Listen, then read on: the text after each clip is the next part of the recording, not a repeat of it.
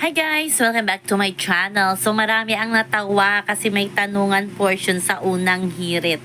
At ang pinakalas na nakadalawang round itong si Bianca at ang nagmatch talaga ay si Will Ashley. So maraming natawa, mga samut-saring reaksyon, mga kuro-kuro ang naging reaksyon ng mga netizen, lalo ng mga Wilka. Muling nabuhay na naman ang Wilka kasi na-topic naman daw si Will sa unang hirit na kahit wala itong si Will Ashley.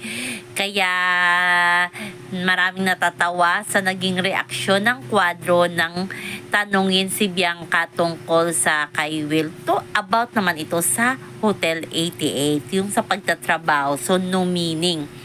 Yung aking na-observe kay Bianca ay no reaction talaga si Bianca. Professional na sinagot ni Bianca na si Will ay yung sanay na si Will sa mga direksyon ng mga sa actingan, ganun ganyan.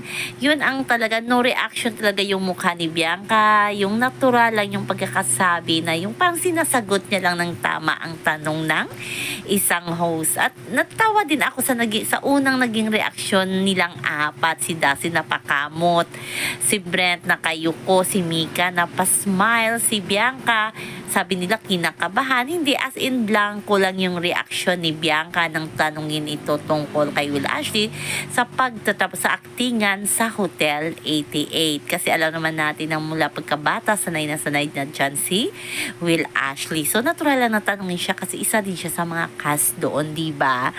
Sa kabilang banda, magkakasama kahapon sina Will River at si Dustin sa Virac, diba? Na-cancel noon yan kasi nagkabagyo at ngayon lamang natuloy. At ang saya lang, ang daming taong pumunta sa kanila, dinumog mga fans, sinalubong sila sa airport.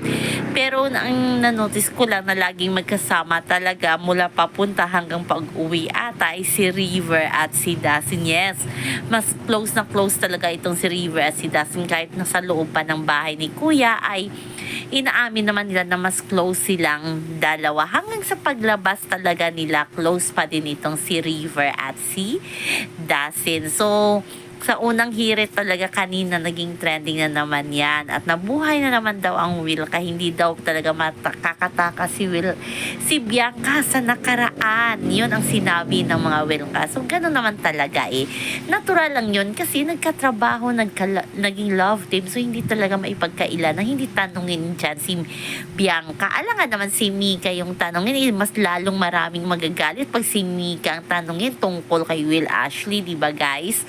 So yun lang po guys ang ating update sa ngayon, hanggang sa